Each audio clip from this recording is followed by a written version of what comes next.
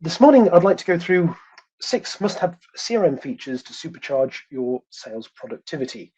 And they are lead management, reports and dashboards, quoting and quick quoting, prospecting tools, communications, and workflow and automation. And I also have a bonus at the end for you as well.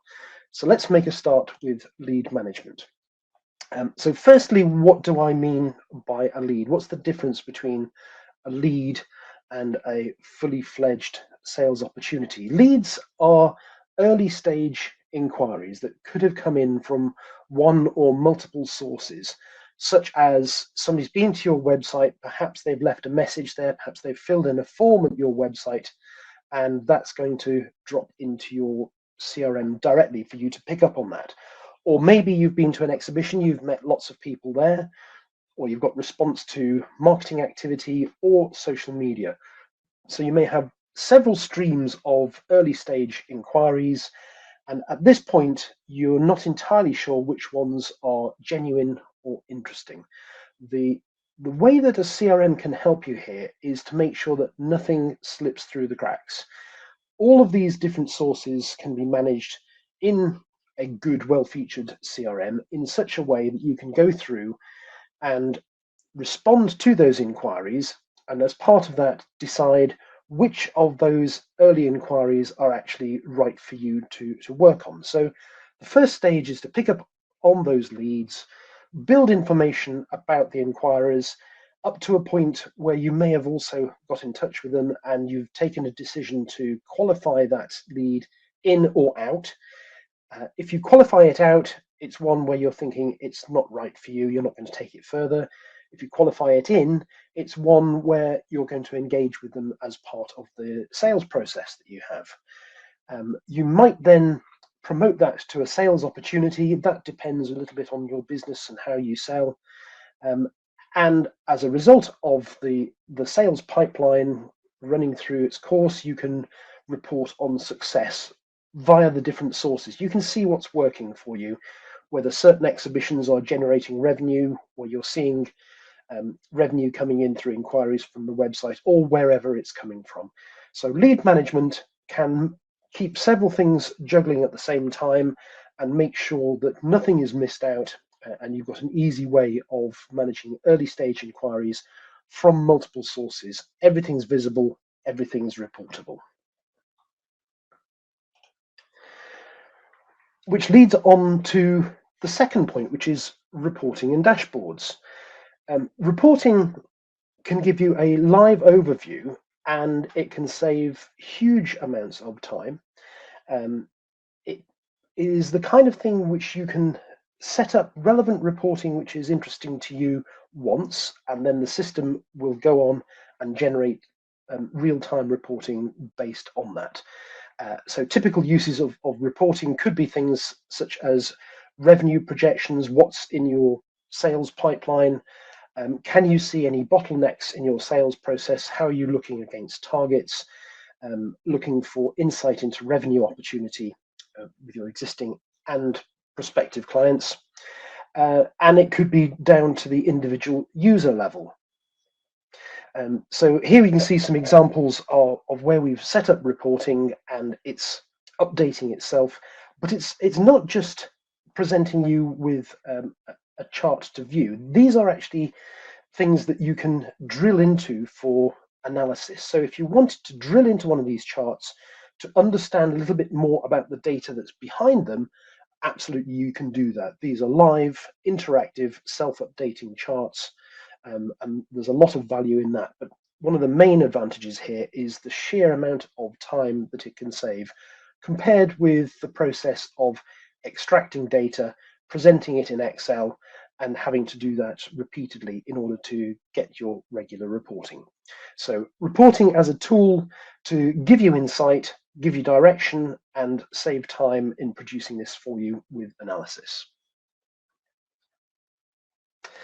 The third point was about quoting, and I've also referred to quick quoting here. So what do I mean by that, first of all?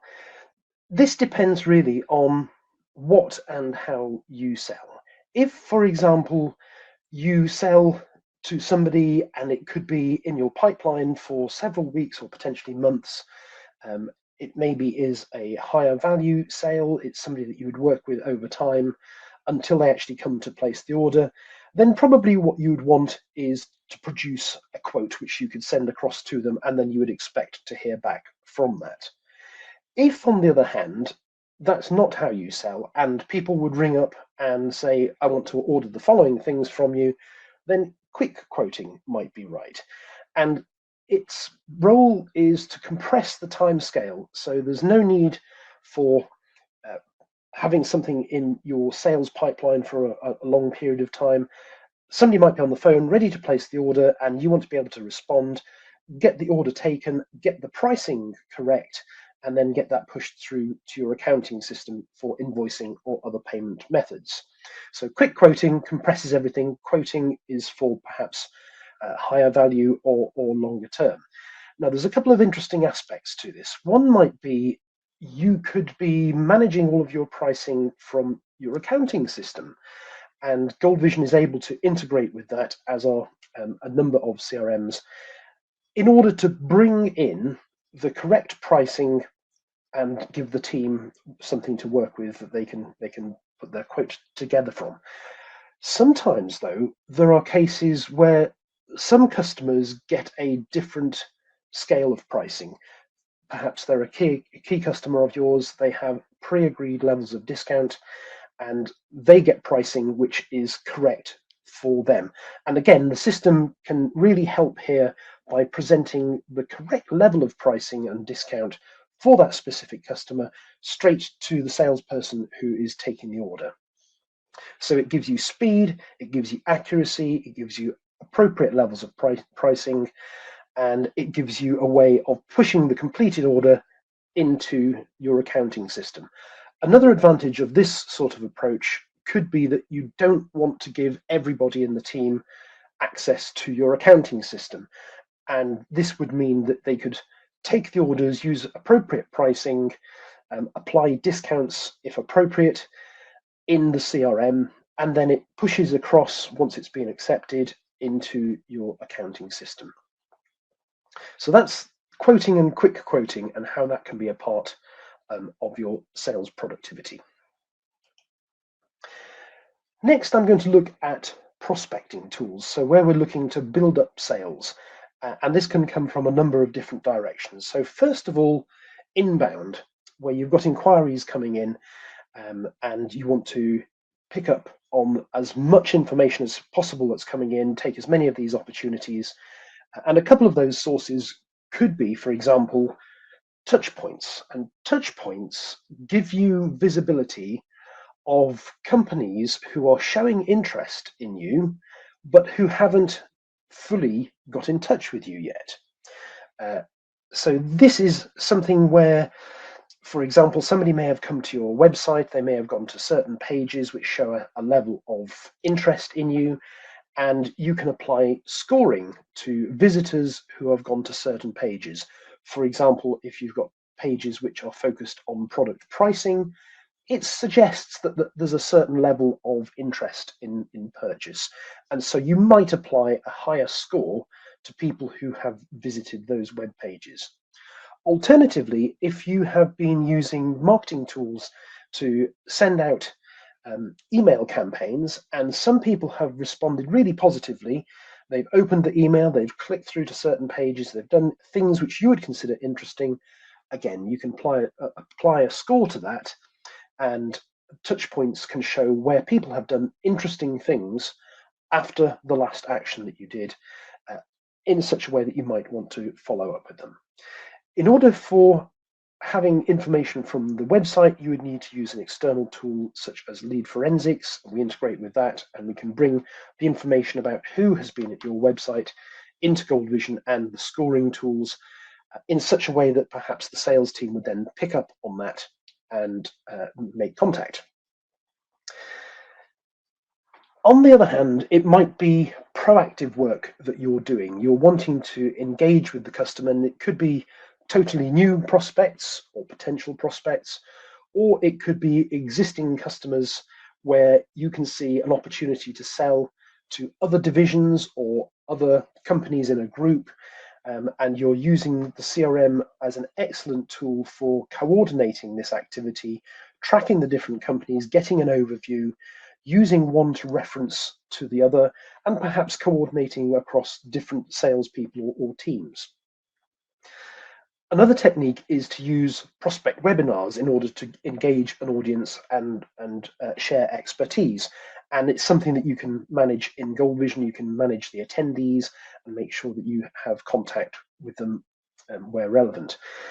You can also set up campaigns using marketing tools which are intended to generate leads and pick up on the reactions to those. Or you might have a process of account activation. And this is a form of prospecting where you're intelligently targeting certain companies because you think they are a good fit for you, or there is potential relationship to leverage. And activation is the process of researching that company, building up as many contacts there as you possibly can, understanding the different divisions and layout, and then reaching out and building deliberately a relationship with them, so that when there is a requirement for whatever it is that you're selling, you have a relationship in place and you've got a greater chance of being asked to bid for that work or that particular purchase.